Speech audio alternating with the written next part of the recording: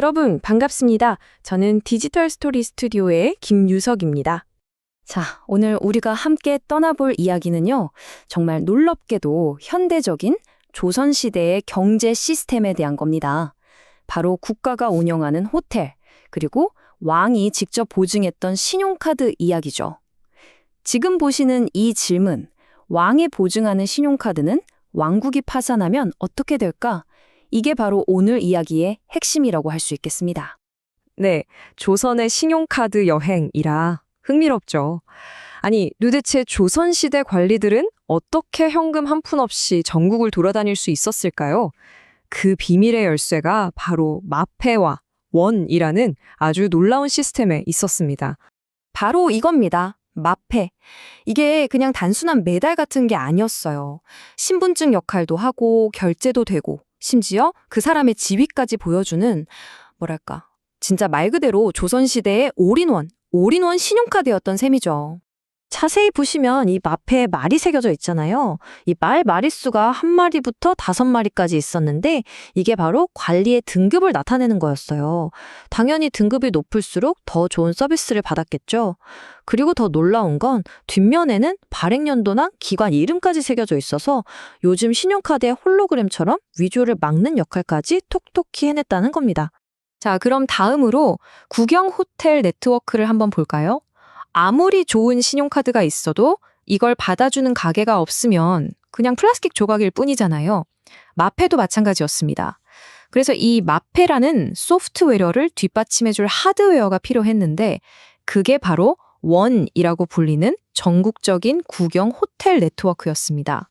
조선 정부가요, 전국 주요 도로마다 30리, 그러니까 지금으로 치면 약 12km 간격으로 이 원이라는 국영 여관을 쫙 깔아놓은 거예요. 이게 딱 말이 하루 동안 편하게 갈 수 있는 거리거든요. 관리들이 출장 다닐 때 불편함 없도록 아주 촘촘하고 안정적인 인프라를 구축한 거죠. 그런데 여기서 진짜 기가 막힌 아이디어가 나옵니다. 국가가 이 여관 운영비를 직접 대준 게 아니에요. 대신에 원주라고 불리는 관리인에게 땅을 줍니다. 그럼 이 원주는 그 땅에서 농사를 지어서 나오는 수익으로 여관을 찾는 관리들한테 무료로 숙식을 제공하는 거죠. 뭐랄까, 일종의 자급자족 프랜차이즈 시스템이었다고 할까요? 정말 똑똑하지 않나요? 그러니까 거래 과정은 정말 간단하고 매끄러웠습니다. 관리가 원에 도착해서 마패요 하고 척 보여주면 원주는 마패에 새겨진 말 마리수를 보고 등급에 맞는 방이랑 식사를 제공합니다. 그리고 다음날 아침 관리는 돈 한 푼 안 내고 그냥 떠나면 끝. 이 모든 게 가능했던 건 이 거래를 조선의 왕이, 국가가 보증했기 때문입니다. 그야말로 절대적인 신용이었죠. 하지만 이 완벽해 보였던 시스템도 결국 무너지기 시작합니다. 왜냐하면 국가가 보증하는 신용이라는 건 결국 그 국가의 힘이 있을 때만 유효하거든요. 그리고 16세기 말 조선의 운명을 뒤흔든 임진왜란이 터지면서 모든 것이 바뀌어버렸습니다. 상상해보세요. 전쟁으로 나라는 완전히 잿더미가 됐습니다. 멀쩡하던 원 건물들은 다 불타 없어지고 운영의 기반이었던 농지는 황무지가 됐죠. 그런데도 관리들은 계속 마패를 들고 찾아오는 겁니다. 아무런 수입도 없는데 공짜로 재워주고 먹여줘야 하니 원주들이 버틸 수가 있었겠어요? 결국 이 불가능한 부담을 피해 하나둘 도망치기 시작한 거죠. 그 유명한 학자 다산 정약용 선생이 남긴 기록을 보면 당시 상황이 얼마나 처참했는지 알 수 있습니다. 원은 이름만 궁궐의 부속일 뿐 방은 차갑고 베개머리엔 벌레가 물어뜯는다. 어떠세요? 국가가 보장한다던 그 쾌적하고 안전한 서비스는 온데간데 없고 그저 텅 빈 약속만 남게 된 거죠. 국가 지원이 완전히 끊겨버리니까 이제 원주들도 먹고 살아야 하잖아요. 그래서 마패를 들고 온 관리들한테 대놓고 팁을 요구하기 시작합니다. 뭐 이불 하나, 밥 한 그릇에도 돈을 내라는 식이었죠.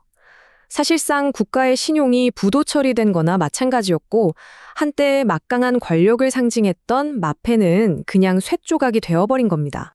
자, 이렇게 국영 시스템이 처참하게 무너져 내렸습니다. 그럼 이제 여행객들은 다 길바닥에서 자야 했을까요? 아니요. 바로 그 잿더미 속에서 새로운 희망이, 민간의 힘이 싹트기 시작합니다. 바로 우리에게 친숙한 이름 주막의 등장이죠. 주막은 국가가 운영하는 원과는 완전히 달랐습니다. 이건 개인이 투자해서 운영하는 말 그대로 민간 사업이었어요.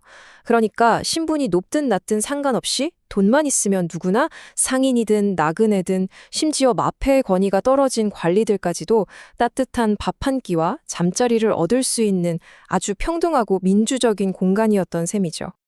이 표를 보시면 그 차이가 한눈에 들어오죠. 국가는 땅을, 민간은 돈을 투자하고 원은 관료만, 주막은 누구나 이용할 수 있고 가장 중요한 건 결제 방식입니다.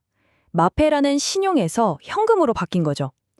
이건 단순히 여관의 주인이 바뀐 게 아니라 경제 패러다임 자체가 신분 중심의 국가 주도 경제에서 시장 중심의 현금 경제로 넘어가고 있었다는 아주 중요한 신호탄이었습니다. 자, 그럼 이제 주막의 경제학에 대해 좀 더 깊이 들어가 볼까요? 이 새로운 민간 여관들은 도대체 어떻게 돈을 벌었을까요? 아마 여러분이 생각하는 방식과는 조금, 아니 꽤 다를 겁니다. 주막의 주인들, 그러니까 주모들은요, 사실 숙박비로 돈을 번 게 아니었어요. 진짜 수익 모델은 바로 음식과 술이었습니다. 규칙은 아주 간단했어요. 우리 집에서 저녁이랑 아침밥 사 먹으면 잠은 공짜로 재워줄게. 이런 식이었죠. 방을 파는 게 아니라 식사를 파는 전략. 정말 재밌지 않나요? 그럼 뭘 팔았을까요? 당시 최고의 히트 메뉴는 바로 이겁니다. 김이 모락모락 나는 뜨끈한 장국밥. 이건 뭐 주문하면 바로 내줄 수 있어서 회전율도 빠르고 밥이랑 고기, 국물이 다 들어있으니 지친 나그네에게 기운을 푹 돋아주는 그야말로 완벽한 조선시대 패스트푸드였던 셈이죠. 심지어 가격도 아주 합리적이었습니다. 표를 보시면 국밥 2그릇에 막걸리 1사발 정도 마시고 하룻밤 묵는데 드는 비용이 대략 5푼에서 7푼 정도였거든요. 이게 어느 정도냐면 당시 기술 좋은 노동자의 하루 일당의 한 4분의 1 정도 되는 돈이었어요. 정말 부담 없는 가격이었죠. 자, 이제 이야기를 마무리할 시간인데요. 왕의 신용에서 현금으로. 오늘 우리가 살펴본 국영여관 원의 몰락과 민간 주막의 성공 스토리는 그냥 옛날 이야기가 아닙니다. 이건 한 사회의 경제 시스템이 어떻게 근본적으로 바뀌는지를 보여주는 아주 흥미로운 사례라고 할 수 있어요. 다시 말해 왕의 약속이라는 보이지 않는 신뢰에 기반했던 중앙집권적인 신용경제가 손에 쥘 수 있는 차가운 현금을 믿는 시장 중심의 분산된 경제로 넘어가는 그 거대한 전환의 순간을 우리가 함께 목격한 겁니다. 그래서 이 이야기는 우리에게 아주 중요한 질문 하나를 던집니다. 정부가 무언가를 보증할 때 우리는 과연 무엇을 믿는 걸까? 약속 그 자체일까요? 아니면 그 약속을 지킬 수 있는 국가의 힘과 자원일까요? 마페의 이야기는 결국 우리에게 이걸 말해주고 있습니다. 신용이란 그게 왕의 약속이든 현대은행의 보증이든 결국 지킬 능력이 있을 때만 의미가 있다는 사실을 말이죠.